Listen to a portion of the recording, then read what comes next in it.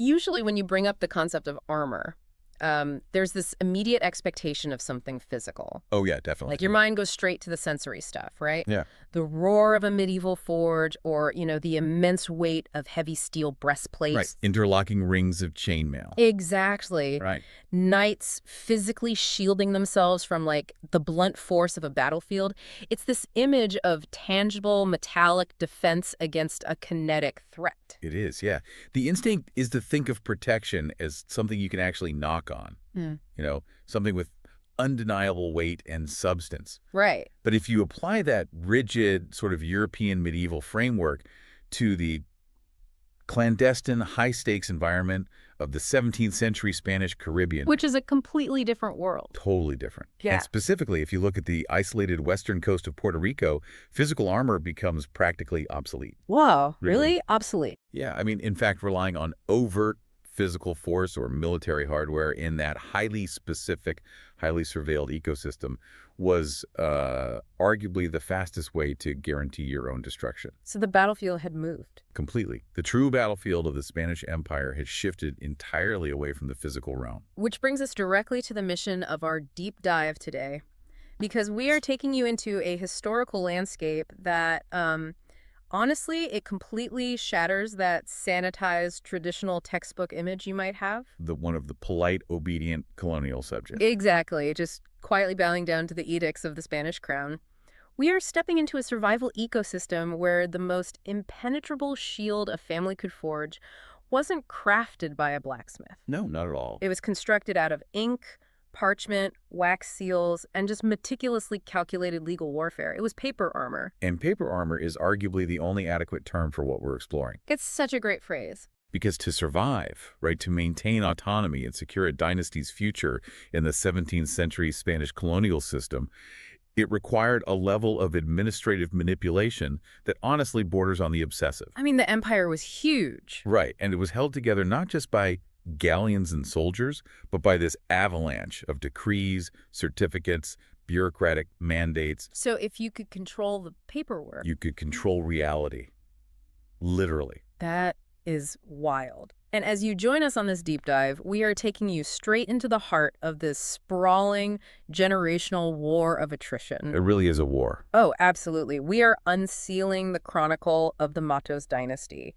These were individuals who fought the overwhelming machinery of the Spanish Empire using, well, a relentless barrage of litigation. They were incredibly good at it. They really were. So to map this out, we're going to examine a mother's fiercely aggressive, proactive lawsuits. You have a fascinating strategy. Then we're going to deconstruct the mechanics of a massive hidden chocolate cartel. Which is just an incredible story on its own. Totally. And finally, we'll trace the culmination of this dynasty's strategy, which was an explosive, calculated tax revolt that physically redrew the geography of Puerto Rico. It really serves as a masterclass in how a marginalized family can outmaneuver a global superpower from the inside out. Yeah, by using the empire's own bureaucratic obsessions as a weapon against it. Exactly. So to understand the architecture of this paper armor, we really have to start with the matriarch who laid its foundation. We're looking at a woman who practically engineered the modern legal smokescreen, Mariana de Gracia González de Matos y Millán. And examining Mariana requires us to understand the razor-thin margin of error she lived with daily. Right. Her social and economic position in the colonial hub of San Germán was incredibly precarious, yet she navigated it with this strategy of overwhelming, proactive aggression. And the immediate context for her vulnerability was her marriage to Juan Rodríguez de Olivencia. Yes, a man who certainly did not make a habit of operating in the shadows. No, not at all. I mean, he was a highly visible, highly scrutinized figure in the Caribbean maritime world. Far from invisible, he was a widely known smuggler king. A smuggler king. I love that. Yeah, and while he was ultimately acquitted in the official courts, which, in itself speaks to the localized corruption we'll get into later, yeah, his reputation in the region was universally understood. Everyone knew what he was doing. Oh, everyone. He operated along the jagged coastlines, negotiating illicit trade deals with foreign merchants, particularly the Dutch and the English. So he's out there absorbing all the physical, kinetic dangers of the 17th century Atlantic economy. Exactly. He's the one fighting the literal battles on the waves and in the hidden coves. But the irony here is that while he is out there dealing with pirates and storms and the Spanish Coast Guard, Mariana is fighting a far more insidious and honestly potentially lethal war back on dry land. Right inside the colonial courtrooms. Yeah. And the war she was fighting centered on this deeply ingrained institutional concept known as limpieza de sangre. Purity of blood. Right. To comprehend the society of 17th century San Germán, you have to grasp that rumors regarding lineage were not merely social gossip.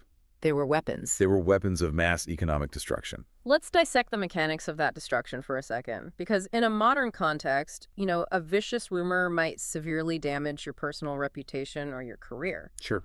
But in the Spanish colonial system, a rumor about your bloodline was a multi-generational existential threat. It was the equivalent of social and economic eradication. Wow. The Spanish Empire, especially in the centuries after the 1492 expulsion of the Jews and Muslims from the Iberian Peninsula, developed this pervasive systemic obsession with Catholic orthodoxy. Right, they needed to see unbroken Christian lineage. Exactly. And in colonial outposts like Puerto Rico, rival families were in a constant, vicious competition for finite resources. Like arable land, municipal titles, control of labor. Yeah, all of it.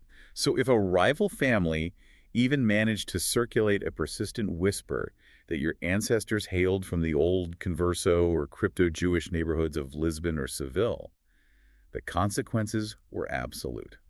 So it's essentially this inescapable weaponized background check. That's a great way to put it. It's almost like a brutal social credit system, but your score is entirely predicated on the baptismal records of your great-grandparents. Right, it's totally out of your control. And if the municipal authorities, or worse, the Inquisition, decided your lineage was tainted, the fallout was catastrophic. I mean, you are locked out of the merchant guild. You're barred from holding any public office or military rank. And it goes even further than professional exclusion, doesn't it? Oh, much further. Your family's assets could be sequestered. Your daughters would become completely unmarriageable within the elite strata. Wow. So it really was total ruin. Total ruin. Yeah. The limpieza de sangre was the ultimate systemic mechanism for resource control and social gatekeeping. And the most terrifying aspect of colonial jurisprudence was that the burden of proof rested entirely upon the accused. Wait, really? So you're guilty until proven innocent? Effectively, yes. Once the taint of suspicion was formalized, clearing your family's name required this nearly insurmountable, ruinously expensive legal effort. But wait, that legal reality actually makes Mariana's actions seem incredibly counterintuitive. How so? Well, if she's married to a wealthy smuggler who's already drawing the ire of the authorities, and they possess the capital to just live comfortably, why on earth would she voluntarily march into a Spanish courtroom and invite that level of scrutiny? It seems crazy, right? Yeah. If the system is designed to trap you, wouldn't the most logical survival strategy be to maintain absolute silence? Like keep your head down and pray nobody looks too closely at your family tree. The instinct to hide is definitely logical. But Mariana possessed a much deeper, almost cynical understanding of colonial administrative warfare. She recognized a fundamental truth about Spanish bureaucracy.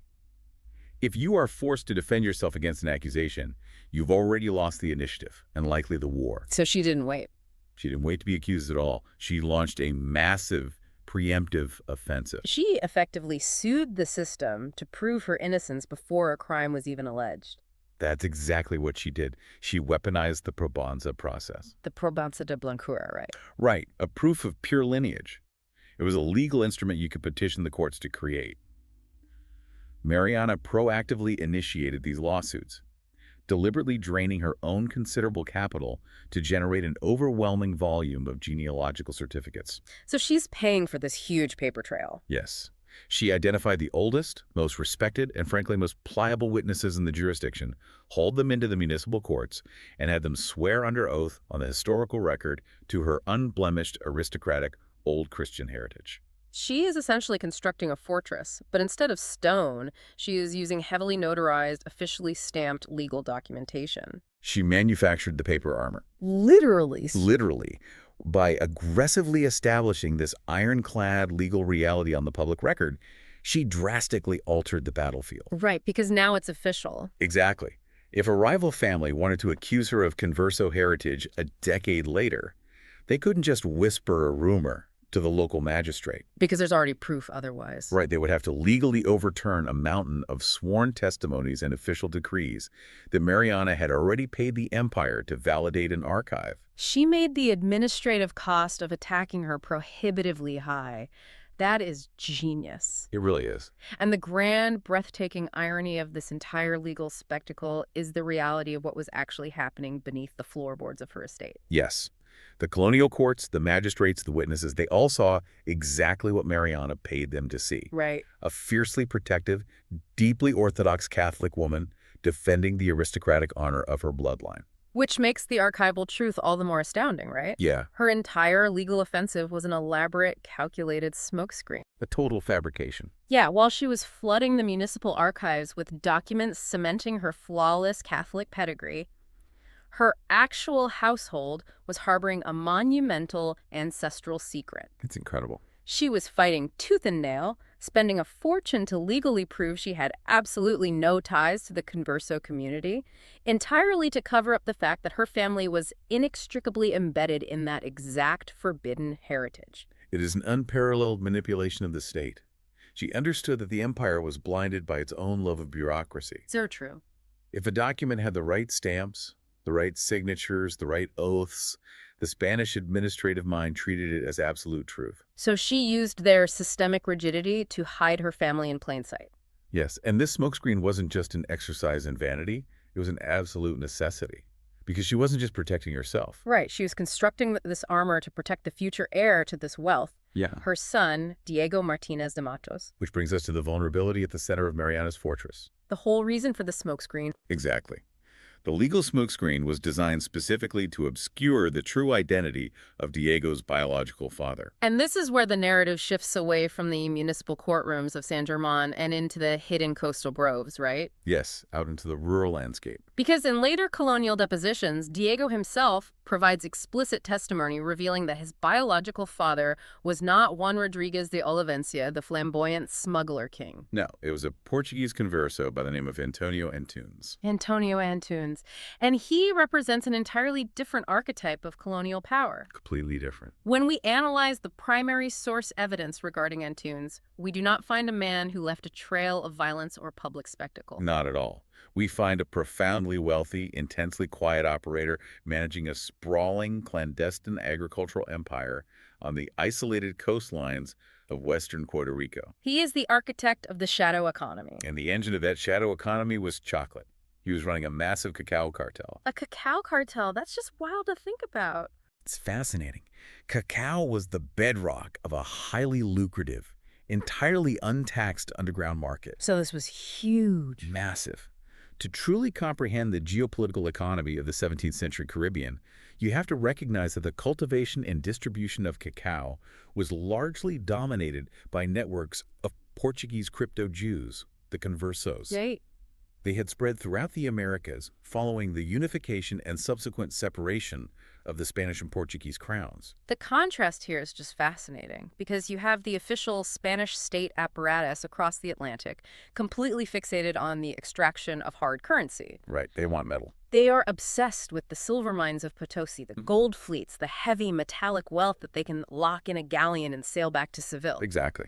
But the conversos living on the periphery of the empire realized that the official obsession with bullion left a massive blind spot. A huge blind spot. They realized that agricultural luxury goods were the true liquid currency of the era. Liquid currency. Right. Cacao possessed immense intrinsic value. The demand for it in European markets was skyrocketing, and crucially, its agronomy made it the perfect shadow crop. Oh, because of how it grows. Yes. Cacao trees thrive under the canopy of larger shade trees. So you can cultivate massive, highly productive groves along the coastlines and from the vantage point of a passing Spanish patrol ship. It just looks like dense, impenetrable jungle. Exactly. It just looks like wild forest. It is wealth generation, completely invisible to imperial tax assessors. So they are cultivating this incredibly valuable commodity entirely off the official ledgers? Yes. But a commodity is only valuable if you can trade it. If they aren't selling it through the heavily taxed official Spanish merchant fleets, who is buying all this chocolate? And Dutch. The Dutch, of course. The Dutch West India Company and independent Dutch smugglers were hyperactive in the Caribbean. Mm. They operated this massive illicit trade network known as the Rescate. Mm. The Spanish mercantilist system was notoriously inefficient, right? They simply could not supply their own colonies with enough manufactured goods. So there was a huge demand. Huge. And the conversos capitalized on this failure. They would transport the untaxed cacao to hidden coastal inlets, rendezvous with Dutch ships, and exchange the chocolate for high-quality textiles, iron tools, weapons, and enslaved labor. Wow. They built an entire macroeconomic system parallel to and completely insulated from the Spanish crown. They are essentially running an independent nation-state's economy right under the nose of the local governor. They really were. But even with the cover of the jungle and the quiet efficiency of the Dutch trade, accumulating that magnitude of wealth eventually creates a gravitational pull. It always does. Power attracts attention. Right. And this leads to an archival discovery about Antonio Antunes that perfectly encapsulates the extreme danger of his position. You were referring to the Coamo refusal. Yes, the Coamo refusal. This is perhaps the most revealing administrative footprint Antonio Antunes left in the archives. It's an amazing moment in the records. So the Spanish government, recognizing Antonio's vast resources and local influence, even if they didn't quite grasp the illegal origins of it, officially offers him a highly prestigious military and administrative command. Right. They offer him the title of Teniente de Guerra, which translates to Lieutenant of War for the region of Coamo. And in the context of rural colonial society, the role of Teniente de Guerra is a position of immense local supremacy. It's a huge deal. Oh, absolutely. It grants the holder the authority to command the local militias, oversee regional defense, manage public works, and crucially, it comes with a massive elevation in social status. Right. For the vast majority of ambitious men in the Spanish Americas, this appointment is the pinnacle of a lifelong pursuit. I mean, families would bankrupt themselves through bribes, strategic marriages, lobbying in Madrid, just to secure a title of this magnitude. And Antonio's response to this ultimate colonial honor, he flatly declines it. He completely refuses the appointment. He turns it down unequivocally, which, in a society built on patronage and royal favor, is an incredibly dangerous, almost insulting move. It was a massive risk to say no. But the strategic logic behind that refusal is just astounding when you unpack it. Imagine the equivalent in the modern corporate sphere. Okay, let's hear it. You are running a highly lucrative, highly illegal underground syndicate, and suddenly the federal government approaches you and offers you a position as a regional director of a major regulatory agency. Right. The prestige is incredible, the official power is immense, but accepting that role means submitting to a rigorous, invasive background check. A total audit of your life. Yeah. And the colonial equivalent of that background check was the juicio de residencia and the ever-present gaze of the Inquisition. Yeah. Accepting the title of Teniente de Guerra meant stepping out from beneath the canopy of the shadow economy and directly into the blinding light of imperial scrutiny. Which he couldn't afford. Not at all. The governor in San Juan would begin actively monitoring his household, his associates, his accounting books, his correspondence. It's inviting the vampire in. Exactly. Moreover, holding high office practically invited jealous rivals to dig into his lineage, which would inevitably lead the Inquisition straight to his Portuguese converso roots. So it was a gilded cage. Accepting the official power of the state meant guaranteeing the destruction of his actual power base. Precisely.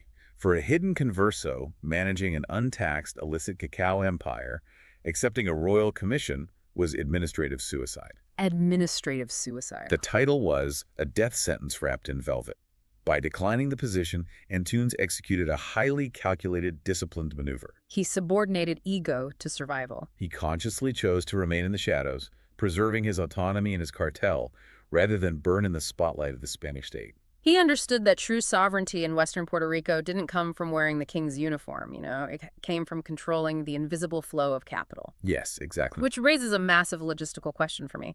If Antonio Antunes is generating this immense wealth through smuggled cacao, how does he interact with the local Spanish economy? That's the real puzzle. Right, because you can't just walk into the plaza in San Germán and start paying for goods with massive bags of Dutch smuggled silver without triggering an immediate investigation. No, the currency problem was acute. Silver and gold coin, hard specie, were actually quite scarce in the rural agricultural valleys of Puerto Rico during this period. Because it all went back to Spain. Basically. The official galleon system siphoned most of the bullion back to Europe, and what little remained was hoarded in the administrative center of San Juan. Okay, that makes sense. So Even if Antonio possessed a hidden reserve of silver, deploying it in local transactions would act as a massive flare to the authorities. The immediate question would be, how does a Portuguese farmer possess more hard currency than the local treasury? Right. So how does a shadow cartel process payments without alerting the tax collectors? To answer that, we have to examine a very specific smoking gun document preserved in Diego's colonial depositions. Let's look at the exact parameters of this contract, because the specific goods involved really highlight the absurdity of the colonial economy. It really is a remarkable piece of archival evidence. The item being purchased by Antonio Antunes is 10 yards of something called Rouen cloth. Right.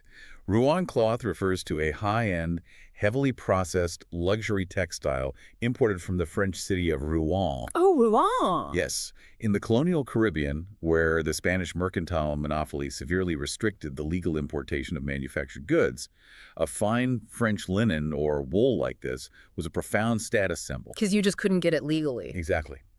Because the official Spanish fleets consistently failed to supply the colonies with adequate textiles, European cloth functioned almost as a secondary form of hard currency. Okay, so the contract values this French luxury textile at 12 reals per vara, a vara being a traditional Spanish unit of measurement, roughly equivalent to a yard. So for 10 yards, the total mathematical value of the debt is 120 reales. Now, the identity of the creditor, the person Antonio Antunes is buying this smuggled French cloth from, is where the entire facade of imperial control just collapses. It completely falls apart. The creditor listed in the contract is a local Spanish military captain. A Spanish military captain. An officer holding a royal commission whose explicit duty is to patrol the jurisdiction, enforce mercantile law, and eradicate the very smuggling networks that brought the French cloth to the island in the first place. The institutional complicity is absolute. Yeah.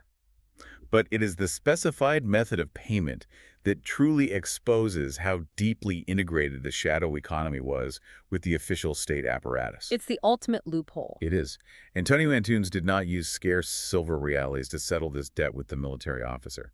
The contract explicitly outlined a completely different medium of exchange. Right. What did it say? The contract dictated that the 120 real debt would be settled entirely in cocoa. Furthermore, it specified that this cocoa was to be harvested directly from Antonio's hidden coastal farms, packed into designated units, and shipped by Antonio's network to the local port to clear the account. It is staggering when you lay out the facts. Yeah. A commissioned Spanish military captain, right? The physical embodiment of imperial law is openly accepting contraband agricultural products from an undocumented Portuguese converso cartel to settle a debt incurred by the sale of illegal smuggled French textiles. That's a complete paradox. It completely dismantles the traditional historical narrative of strict imperial control. Totally. The official edicts emanated from the Council of the Indies in Madrid demanded absolute economic monopoly and religious purity. On paper, sure. But the reality on the ground in western Puerto Rico was a deeply entrenched ecosystem of symbiosis, necessary corruption, and practical survival. Everyone was in on it. They had to be. The Spanish elite, the military, the local magistrates, the clergy desperately needed the luxury goods and capital that only the converso smuggling networks could provide. And vice versa. Exactly. Simultaneously, the conversos needed the Spanish elite to remain financially compromised, so they would turn a blind eye to the cacao groves. It's a perfect mutually assured destruction scenario. It really was. The cacao payment loophole wasn't just a quirky, localized bartering system. It was the foundational economic fabric of the region. The empire functioned locally because it ignored its own laws. But, history shows that you cannot operate a shadow cartel of that magnitude, accumulate that much land, and amass that much untaxed wealth without eventually triggering a systemic reaction. Eventually the bubble bursts. Power breeds rivals. Eventually, the sheer scale of the Matos family's wealth becomes undeniable, and the blowback begins. The blowback was a mathematical certainty. So the battlefield shifts away from the hidden coastal islets and the Dutch ships and moves directly into the administrative heart of the empire, the archival courtrooms. Yes. Once the wealth transitioned from hidden coastal stockpiles into vast tracts of visible arable land, it became a target. And this brings us to the archival civil war, documented in a massive file from the Archivo General de Indias, cataloged as Legajo 124b. Legajo 124b. For those unfamiliar with the Spanish archival system, a legajo is essentially a tightly bound bundle of loose papers, a massive, sprawling legal file. Right, it's a huge compilation. And Legajo 124B is a staggering testament to the sheer volume and ferocity of the administrative warfare the Matos family engaged in. It is a paper battlefield. By this point in the timeline, Diego Martínez de Matos, the son of Mariana's legal smokescreen and Antonio's Cacao cartel, is an adult. Okay, so Diego's running things now. He is. He has consolidated the family's power and holds title to massive, highly productive tracts of land within the San Germán jurisdiction. Very visible wealth. Exactly. And because of that visible wealth, he is being systematically hunted by a coalition of municipal rivals and colonial administrators who are using the legal system as a weapon of expropriation. Because these rivals understand that the Matos family accumulated their resources outside the traditional heavily taxed, sanctioned channels. They know something is up. Right. They can't necessarily prove the Converso heritage anymore because of Mariana's brilliant proactive lawsuits. Paper armor is holding. The paper armor holds, but they can attack the property lines. So they weaponize boundary disputes, they challenge hereditary land grants, and use municipal zoning regulations to try and legally dismantle the Matos estate piece by piece. It's death by 1,000 cuts. It is a brutal war of attrition fought with motions, injunctions, and court decrees. But these municipal rivals severely underestimated the defensive capabilities of the Matos dynasty. He really did. This is a family that spent a generation perfecting the art of paper armor. When faced with this overwhelming legal assault, Diego and his advisors executed a counter-strategy that stands as an absolute masterstroke of colonial asset protection. It is brilliant. They analyzed the architecture of Spanish colonial jurisprudence to find the one institution, the one legal entity that is practically untouchable by secular governors, greedy municipal councils, and rival landowners. Yes. And that institution was the Holy Catholic Church. They recognized that secular wealth was always vulnerable to state confiscation, so they decided to completely alter the legal nature of their wealth. Here is exactly what they did, and it's just amazing. They take Diego's own grandson, they arrange for him to take holy orders, he is officially ordained as a Catholic priest, Right. and then, through a series of complex legal maneuvers, they place this newly minted priest in direct legal and administrative control of their vast disputed properties. They effectively transferred the legal ownership and the administrative usufruct of the family's secular wealth into the hands of an ordained member of the clergy. The modern parallels here are fascinating to me. They're identical in spirit. Like, when contemporary billionaires want to shield their assets from taxation or aggressive corporate litigation, they don't simply leave their capital in a standard bank account. No, they hide it. They employ armies of lawyers to create impenetrable offshore trusts, or they establish massive, complex, charitable foundations. And they lock their wealth inside these highly regulated legal structures that government revenue agencies find incredibly difficult to penetrate. The 17th century mechanics were astonishingly similar in their intent and execution. Really? How so? Well, under Spanish colonial law, specifically the provisions surrounding the fuero eclesiastico or ecclesiastical immunity, property that was legally bound to the church, often through mechanisms like a capellanía or chantry trust, enjoyed immense, almost absolute tax immunities. Wow. Once the land was designated as providing income for a pious foundation or supporting a clergyman, it ceased to be considered the domain of the secular civil. It became church land. Exactly. It became the domain of the church. Therefore, it was practically shielded from seizure by the secular governor, and it became exponentially more difficult for local rivals to litigate against it in municipal courts. So you have Diego's grandson walking around the estates in San Germán, wearing the robes of the Catholic Church, performing his liturgical duties, but in reality, his primary strategic function is acting as the ultimate asset protection lawyer for a clandestine dynasty. It's the perfect disguise. He is the human embodiment of an impenetrable tax shelter. He was the ultimate shield. By cloaking their sprawling agricultural wealth in the legal sanctity of the church, the Matos family effectively neutralized the attacks documented throughout Legajo 124B. Because the courts couldn't touch him. Right. The municipal rivals could file all the aggressive secular paperwork they wanted, but their motions shattered against the ecclesiastical armor. The secular courts simply lacked the jurisdiction to easily dismantle property managed by a priest for the benefit of a pious foundation. It is a multi-generational symphony of institutional manipulation. That's a poetic way to put it, but it's true. I mean, they leveraged the mother's manufactured Catholic pedigree to survive the Inquisition and secure their social standing. Yeah. They utilized the father's hidden cacao cartel and Dutch smuggling routes to generate massive, untaxed wealth. Yes. And finally, they weaponized the legal structure of the Catholic Church itself, using it as an impenetrable vault to lock that wealth away from the very government that was trying to confiscate it. It is the pinnacle of survival within a rigidly bureaucratic empire. Unbelievable. However, the fundamental nature of empires is that they eventually attempt to reform themselves. Things change. They do.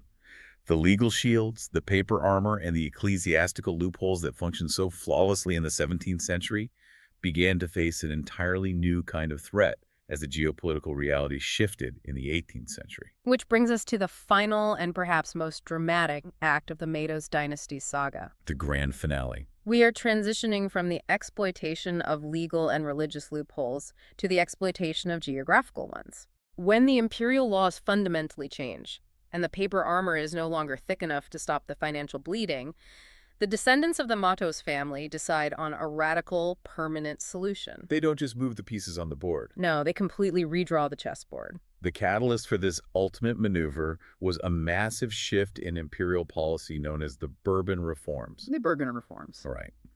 In the early to mid-1700s, the Spanish crown underwent a traumatic dynastic transition, passing from the relatively decentralized Habsburgs to the highly centralized rationalist Bourbon monarchy. And they had a very different management style. Oh, completely. The Bourbon kings looked out across their vast, sprawling, practically autonomous global empire and saw nothing but gross inefficiency and massive systemic revenue leakage. And they were looking specifically at regions like the western plains of Puerto Rico, right, where families like the Matos and their closely interlocked allies like the Ortiz-Vélez family had spent over a century building elaborate, localized tax shelters. Exactly. The Bourbon administrative philosophy was rooted in centralization, aggressive fiscal enforcement, the eradication of local corruption, and the extraction of maximum possible revenue to fund European wars. They needed money. They needed a lot of money. So they implemented the intendencia system, sending highly empowered, uncompromised bureaucrats directly from Spain to audit the colonies. People who couldn't be bought with cacao. Right. They brought down stifling, heavy, inescapable new taxes on the agricultural landowners. The old, comfortable loopholes were being violently slammed shut. Oh, man. The municipal core of San Germán, which the Matos family had successfully outlitigated and outmaneuvered for decades, was suddenly empowered and mandated by the Bourbon crown to squeeze the rural landowners dry. So the descendants of Diego Martínez de Matos realized that the era of fighting a purely defensive war in the municipal courtrooms is over. It's done. The Bourbon state is too aggressive, and the local magistrates in San Germán have been weaponized against them. They can no longer outlitigate the taxman because the taxman now has the full, unyielding backing of Madrid. The fiscal grip of the San Germán Cabildo had become an existential threat to their generational wealth. The taxes were no longer a nuisance, they were confiscatory. Basically just seizing their property. Exactly. If they remained legally bound to that municipal jurisdiction, their vast estates, their agricultural surplus, and their autonomy would be systematically dismantled by the Bourbon state. So in the year 1760, they execute a maneuver that is just breathtaking in its scale and audacity. Faced with ruinous taxation, they don't just hide their money. No. They engage in a literal geographical economic secession. They utilized the highly complex laws of the Indies to formally petition for and successfully found a completely new, legally distinct municipality, the city of Mayagüez. The sheer logistical and legal willpower required to pull this off cannot be overstated. It's almost unimaginable today. It is.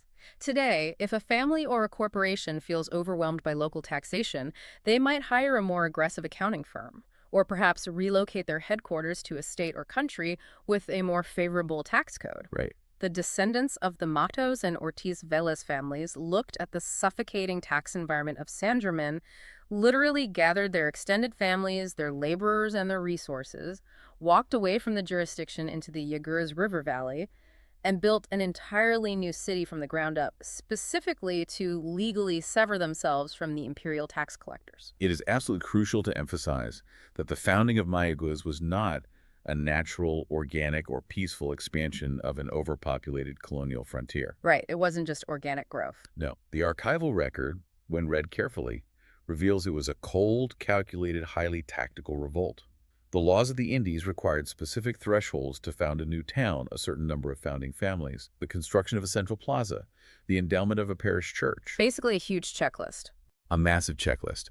And the Matos descendants systematically checked every single bureaucratic box required by the crown, not out of civic pride, but to legally secede from their rivals. By establishing a separate municipal entity, they permanently severed the legal and fiscal authority of San Germán over their lands. They manufactured their own jurisdiction. Yes. A jurisdiction where they controlled the town council, where they appointed the local magistrates, where they set the local tax rates, and where they could continue to insulate their assets from the aggressive Bourbon reforms that were ravaging the old city. It's brilliant. It is the ultimate geographic loophole. The empire says, we are going to tax you into oblivion in San Germán. And the Matos family responds, that is unfortunate for the residents of San Germán, but we no longer live there. We live in Mayagüez. You have no jurisdiction here. It serves as the grand culmination of their century-long war against the state. Yeah. When they realized they could no longer manipulate the existing administrative structure from within, they simply built a new, parallel structure that they controlled entirely. They used the crown's own rigorous, inflexible rules for urban development to legally and permanently secede from the crown's immediate fiscal reach. So stepping back from the specific lawsuits and the hidden cacao groves, what does this massive historical arc actually mean for us? Let's synthesize the journey we've just taken into the archives. Sound good. We started by examining a mother, Mariana de Gracia, who recognized that the colonial courts assumed guilt. So she spent a fortune launching proactive, aggressive lawsuits to legally cement a pure bloodline she didn't actually possess, thereby forging the first crucial layer of paper armor. We then decoded the shadow economy managed by Antonio Antunes, a system that bartered entirely untaxed, highly lucrative cacao for smuggled French luxury textiles, utilizing complicit Spanish military officers as clients, while simultaneously refusing prestigious royal titles to ensure the Inquisition never looked too closely at his ledgers. Then we tracked the brutal, paper-heavy courtroom warfare, documented in Legajo 124b, witnessing how the family protected their massive, visible land holdings from secular confiscation by ordaining a grandson and turning him into a walking, breathing, ecclesiastical tax haven. And finally, when the aggressive centralization of the Bourbon reforms threatened to tear down that century of careful legal maneuvering, they didn't surrender. They physically packed up their dynasty and founded the city of Mayagüez in 1760 as a permanent geographic and administrative barricade against the Spanish crown. Looking at the entirety of the Matos dynasty's narrative, it becomes abundantly clear that they did not merely survive the history of the Spanish Caribbean. No, they actively authored it. They played the empire's own convoluted bureaucratic games with a level of skill and foresight that the imperial administrators themselves lacked. They understood a profound truth about highly regulated societies. In a system governed by strict, rigid, and seemingly inescapable rules, the ultimate power does not belong to the person who enforces the rules. Right. The ultimate power belongs to the person who intimately knows how to write the legal exceptions. Which leaves me with a final, lingering thought I want you to consider long after this deep dive concludes. We are all familiar with the classic historical adage, right? History is written by the victors. Of course. We are conditioned to assume that the people with the largest standing armies, the most kinetic force, and the thickest steel armor inevitably get to dictate the objective truth of the past. But when you actually spend time in the primary source archives, they tell a vastly different story. Exactly. When you look closely at Mariana's notarized lineage, at Antonio's hidden ledgers, and at Diego's ecclesiastical trusts, you have to ask, what if history isn't written by the victors at all? It's a great question. What if history is simply written by the people who file the most convincing paperwork? If a legal smokescreen is constructed with enough skill, funded with enough capital, and notarized by enough officials, eventually the smokescreen hardens into the official historical record. It fundamentally forces you to question the foundations of our historical knowledge. How much of the official history that we accept as absolute textbook fact today is actually just the surviving remnants of someone else's brilliantly executed 17th century legal smokescreen? It really makes you wonder. How many other massive, untaxed shadow empires are still hiding beneath the floorboards of the colonial archives, just waiting for someone to crack the wax seal, ignore the official narrative, and read the invisible ink between the lines? It makes you wonder if that physical steel armor we visualized at the very beginning was ever really the point of the game at all. Probably not. Maybe, throughout all of human history, the most dangerous and effective weapon has always been a well-placed signature. Thank you for joining us on this deep dive. Keep questioning the archives. Keep looking for the hidden ledgers. We will see you next time.